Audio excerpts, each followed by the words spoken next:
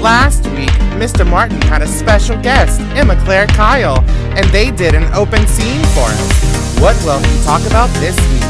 Let's check it out. Hi, you guys. My name is Mr. Martin, and you're watching WTV. Hi, you guys. Welcome back. Happy Wednesday. I hope you had an amazing week and that you all been safe. This weekend was beautiful. I hope you got a chance to go outside. But anyway, this week I'm calling it Backstage Tea.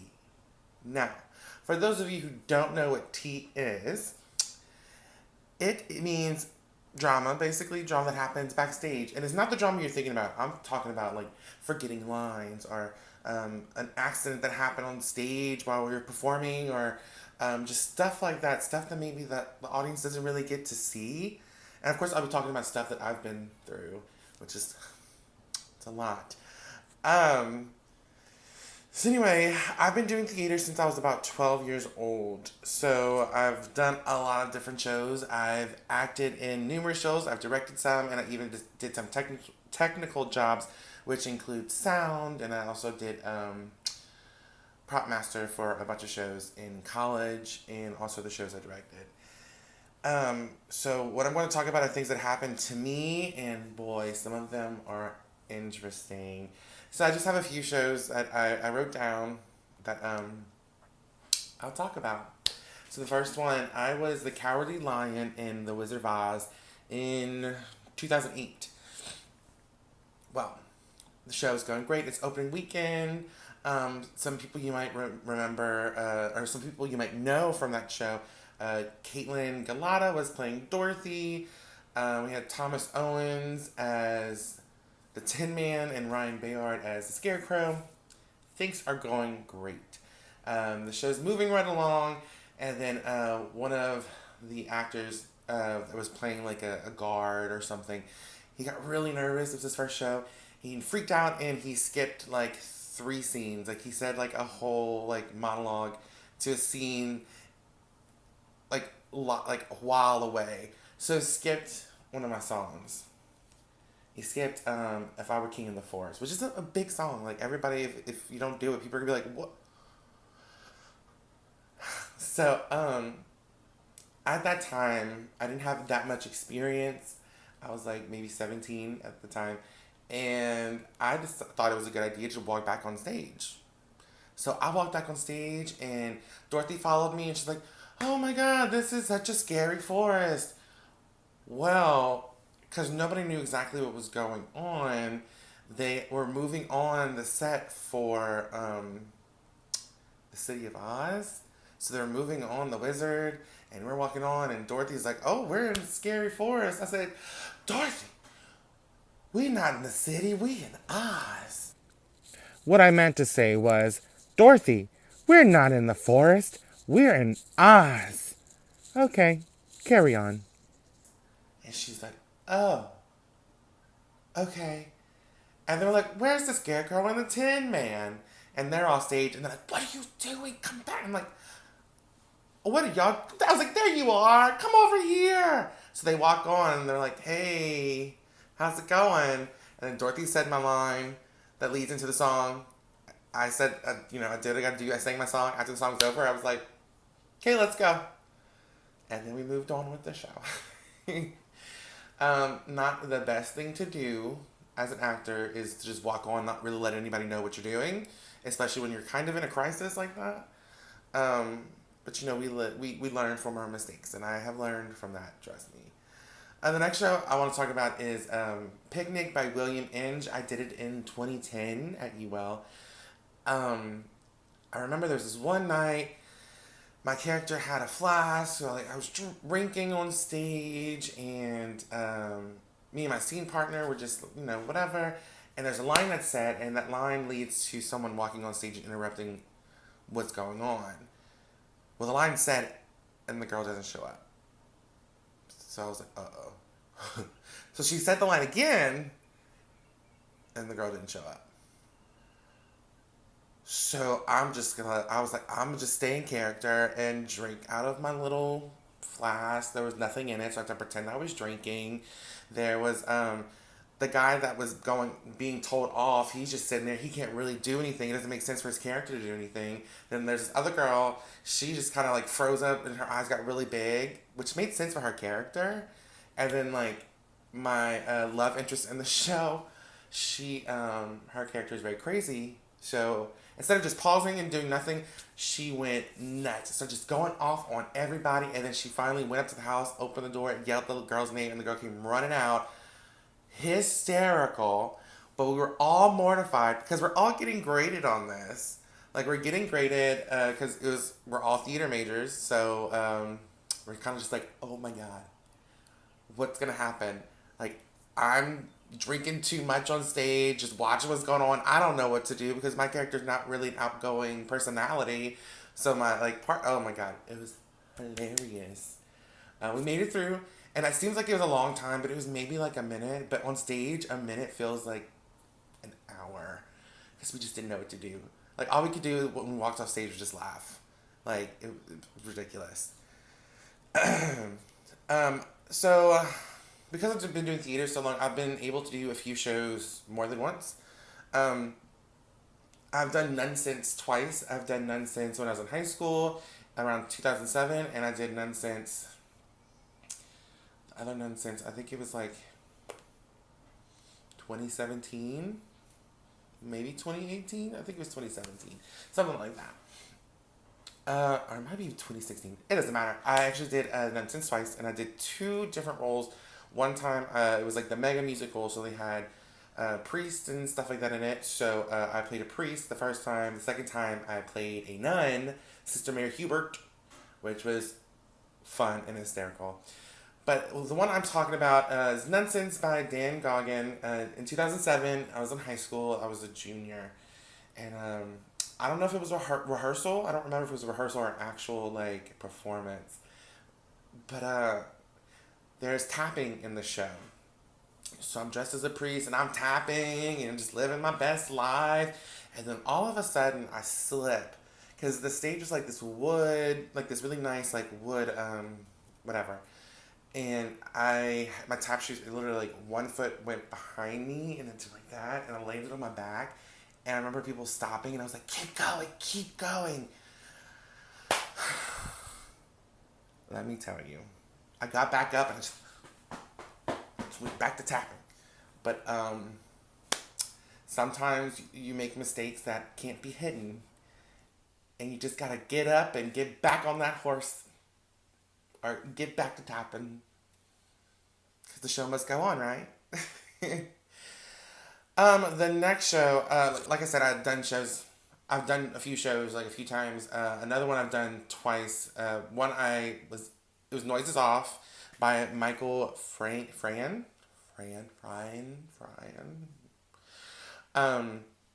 I did it when I was in college. I wasn't in the show, but I was backstage helping move the set because Noises Off is a 2-story set that's on wheels, and there's 3 acts.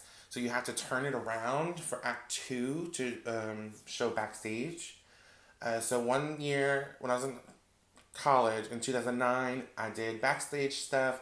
Then in 2013, I was actually in the show. I played Tim, which was the handyman who was overworked and really tired.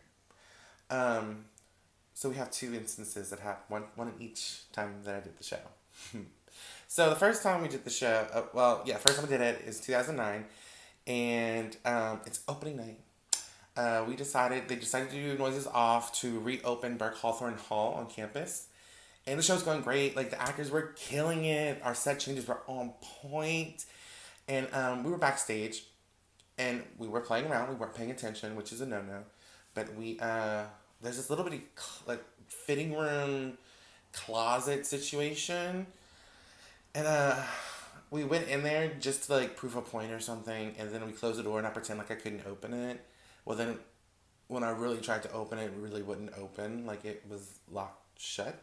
So I was like, y'all, like, because there was other people helping move the set, and I was like, y'all, stop holding the door, like, let go, like, this isn't funny. And they're like, what are you talking about? So they went get the assistant stage manager. They're like, oh my god, Martin and this girl are locked in this closet. We can't get them out. We need Travis's keys. Travis was he was in charge of, he built the set. So, and he also was just a teacher. He was a teacher. And I was screaming, it's like, go get Travis. And they're like, well, Travis isn't like watching the show. I was like, I don't care, go get him. I'm locked in the closet. I never thought that I was claustrophobic until this moment. So Travis came, he put his keys in the door, he tried to open the door, it wouldn't work on his keys. They're like, okay, we have to call a locksmith. They had to call a locksmith. Remember, the show is still going on stage. People are laughing. I'm almost to tears. The girl that's in there with me in this little closet is crying because she starts freaking out. So an hour passes, the locksmith comes. They unlock the door finally, and everybody has already gone on stage to move the set and get ready for the next act. And Travis was like, Martin, y'all can go take a breath. So I just went outside. I breathed because I was in this little space with this girl. It was nuts. It was nuts. And then we appeared on stage helping move everything, and everybody's like, y'all got out. And I'm like, yep, just we won't talk about it. We're just gonna keep moving the set. We're keep going. So that was real scary. But that happened. The first time I did Noises Off. The second time I did Noises Off, I was actually changing. I think it was going from Act 1 to Act 2, yeah. Because I was in the back changing, throwing on a different set of clothes, and all of a sudden here, boom! I'm like, did the set fall apart? What's going on? Well, then come to find out, one of the ladies, she was moving the set, she was on a ladder, and she fell off the ladder. Fell off the ladder, and she got back up, and she said, I'm okay, and she took a bow.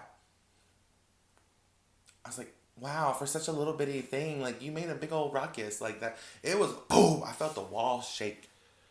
Like, I was like really worried about her. I was like, are you okay? Do you need something? She's like, oh, I'm good, Mom, I'm good. But yeah, so that was that. Noises Off is a big show. It's a scary show to produce and even act in and even be in the crew, and it can get crazy. Another show I want to talk about is Cheaters by Michael Jacobs. I actually directed this. It was one of my first. It wasn't my first show I directed. I had a really strong cast. This was in 2013. I had an amazing cast of just awesome, talented people. And we had a really cool set. I had a really great idea to have this door. Because most of the time when you see people walk in and out of a door, you only see the front part of the door. I wanted to be a little extra. So we had if you're the audience, we had the door like this, door frame like this. So when somebody walk in, you can see them when they're about to open the door, put their keys in, that kind of thing. And then they put their key in the door and they walk in. You see them the moment before they walk on stage, which was really cool. It gave you a little bit of inside, something that you don't normally see. But after so many nights of doing the show, and so many nights of them slamming the door, the door frame and the door became unaligned. So there was one night it was like during intermission, I just went tape it real quick, just a quick fix, tape it, we'll fix it tomorrow, we'll fix it after, but as the show went on, the tape wore off, and the door just slowly would open. So there's this one line, I think it's one of the best nights of that show, honestly, because I was crying. It was hysterical. So the door opens a little bit, and I don't remember if the line was, somebody closed the door, or if the line was, close your mouth, I don't remember. They might have just added it in there because the door kept opening. So one of the actresses, she closed it, and then it came back open, and she closed it, and the girl was like, close the door, I said! And then the girl just said, I'm trying, but it's not staying closed. Oh my God. So funny, but again, the show must go on. And some things you just can't, it happens, you can't prevent. A door being unaligned with the frame, it happens sometimes. And you just kind of gotta go with it. Okay, oh God, this one. I was Uncle Fester in the Addams Family musical. That is The book is by Marshall Brickman and Rick Elise, and the music is by Andrew Lippa, and I did that in 2015. So much fun being Uncle Fester. I know what you're thinking. Wow, that's a lot of hair. Did you shave it? No. Special effects makeup that took me 2.5 hours, so I always had to be there early. But it was worth it because I was not shaving my head. Okay. Um. So we ran the show for I think 2 weekends. It was, I mean, phenomenal. The orchestra, the set, the costumes, choreography, the direction, everything was on point. And then one night, one a normal night, dun, dun, dun, dun. We're at this dinner scene, and I'm sitting in my chair, very fester-like, and these chairs were, it was like a leather seat, kind of. And they were a little older, so they might have been a little dry rotted. Maybe. It happens. And they were really, I mean, it was really nice tables, really nice chairs and everything. But I was sitting there and I felt a little, and the scene's going on. There's nothing I can do. I was like, oh my God. I think the chair is ripping. So I'm like holding myself up on the table and my legs start shaking. And like Morticia, the girl playing Morticia, looks at me and I'm like, my chair is breaking. And she said, what? I said, my chair is breaking. She like giggled. But she's Morticia, like you're not really supposed to giggle when you're Morticia. So she broke character like a little bit. And I was like, oh my God. So I'm sitting there and I'm holding on for dear life. And I try to relax again and it rips some more. I was like, I was like, what am I gonna do? So I'm holding on and like I told you, my legs start shaking. I was like, I'm gonna have to get up. So I go to sit down, the chair finally rips all the way. I get up and I'm just dancing, like character around my chair. I'm singing, doing my parts, everything. And everybody's like, why is he standing? He's not supposed to be standing right now. And Morticia knows and she's cracking up. So scene ends, act ends, go backstage, and I'm just like, oh my God, the chair broke when I was on stage. I was like, that's never happened to me before. And the director was like, are you okay? Like, what happened? I was like, the chair broke. Like, it ripped. And I was like, I didn't know what else to do. I couldn't just pretend like I was singing a broken chair. And he laughed, and he was like, oh, you played it off well. I was mortified. They told me it wasn't my fault. So I was like, thanks, guys.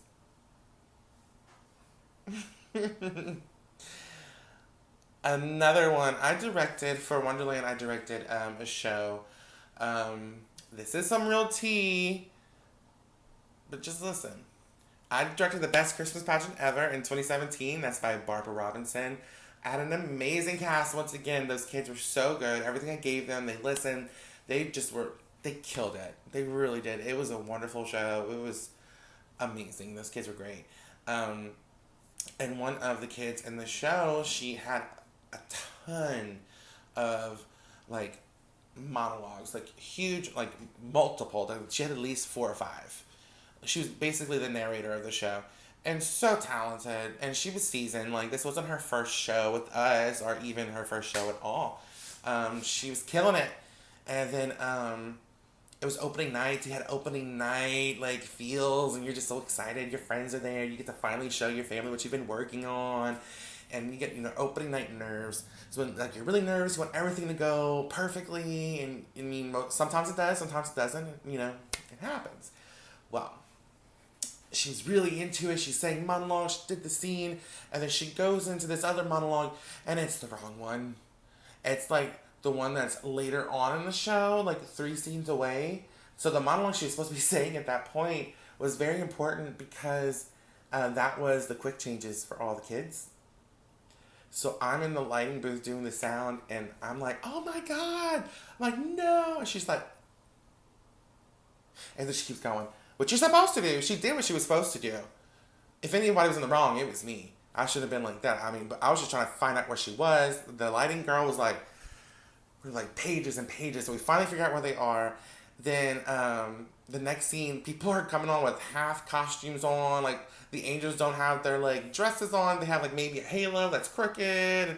it was hysterical. I was like, let's just see what's gonna happen. Let's see what they do and how they're gonna get back in order.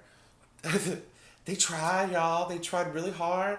They would try to say some lines from this scene that was supposed to happen, like a few pages, and then they would come back and whatever. But they made it through. They made it through.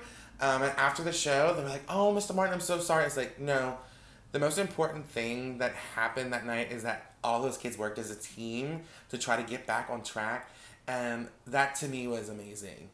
Like to see them try to work together and be like, okay, we're gonna get this back on track, and we're gonna figure out where we need to be and how it's gonna make sense. And I mean, we laughed about it, but I was like, guys, I mean, y'all did a great job. Y'all worked together as a team, which again is the most important things. I mean, we're human. Nothing is gonna be perfect all the time.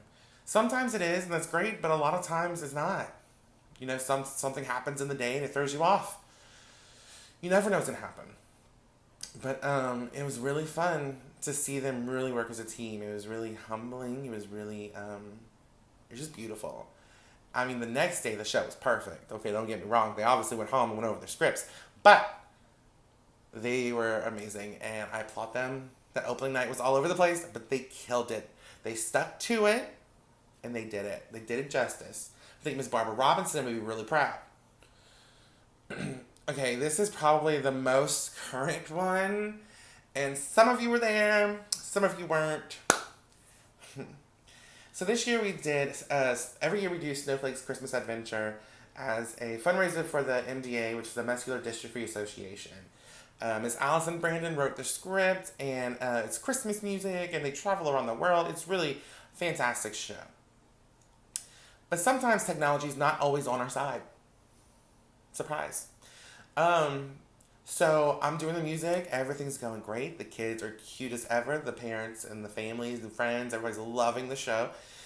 And we get to one song, and then I look down and notice on iTunes that one of the songs, it was the Chinese, whenever they went to China and saw the Dance of the Dragon, it was grayed out. Like it wasn't there. I was like, oh my God. We're in the middle of a show. We need this song. So after that, the first song stopped playing, I like muted everything and I started trying to figure it out. And I was like all over. I went on like iTunes, try to buy it somewhere. I went on Google. I was going all over the place. I couldn't find it. And then, lo and behold, it's time to play the Chinese parade, the Dance of the Dragon, and there's no music. It is silent. And I'm like, I'm sweating, I'm shaking. And Miss Allison comes over. And she's like, what's going on? I'm like, it's the song's not there. It's not there. She's like, okay. So she gets like, she starts typing. She can't find anything. I'm just like, oh my God. We're both freaking out. We don't know what's going on. So then Miss Allison gets the bright idea, just start clapping and like humming it. Thing is, the song doesn't have any words. So she was like singing the melody, kind of. So it's hilarious, but it worked. The kids backstage, like we had kids that were helping us, and they pushed out the kids when it was time to go, and everybody joined in clapping. Is actually like funny afterwards. It was beautiful because I mean Allison is just everybody starts clapping and she's like projecting and y'all, it was a mess. But the kids came out, they did the choreography like Miss Allison taught them to. She did the song and they all clapped afterwards. I was sweating profusely. But again, like what I said about best Christmas pageant ever, those kids worked as a team. The older kids were like, okay, Miss Allison is humming, she's singing it. We can't have the real music, so this is what we gotta do. So they pushed out the kids and they came, they danced. I think maybe they sang along too, maybe? I don't know. But it's just crazy, like, how theater goes. Live theater, sometimes it works perfect and everything goes the way it needs to go. And then sometimes you're just like, oh God, what do I do? That's why it's so important for the kids to really like play with improv and like use their imagination. That's why like I like to do so many like improv based games. That's why I do like acting freeze tag and open scenes even. We do there's the we call it Uber, but it's originally called Taxi Cab, where they have to improv as a character. So improv is very important. A lot of times you have to think on your feet in order to make the scene make sense if somebody forgets their lines. Also, it helps if you're familiar with everybody else's lines, maybe, so you can like help them out and give them a little like clue.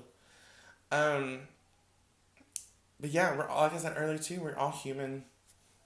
Sometimes we're perfect. We're not perfect. We're human. But I mean, sometimes we can get things just right, and sometimes we don't, and that's okay, because again, this show must go on, and yeah. So that's all that I have for you guys today. Thank you for hanging out and listening to all my backstage tea. I'm sure I have some more. To be honest with you, I've been in so many shows, been involved with so many shows. These are just the ones that really stuck out to me, because I was super stressed out about it, and honestly, and none of them I really helped, because I didn't really do improv that much growing up. I didn't do improv until I moved to Lafayette and started doing theater at UL. And then I did a lot with the kids too. So improv is super important. Thank you guys so much for tuning in today. But stay tuned. Miss Allison will be on at 2 o'clock. She will be doing her reading that she does every Monday through Friday at 2 o'clock. It's active learning, reading. And then at 5 o'clock, we have Miss Bree. She will be teaching you more about music. So thank you guys again for tuning in for my weekly Wednesday video. I will see you guys next week. I hope you have an amazing day.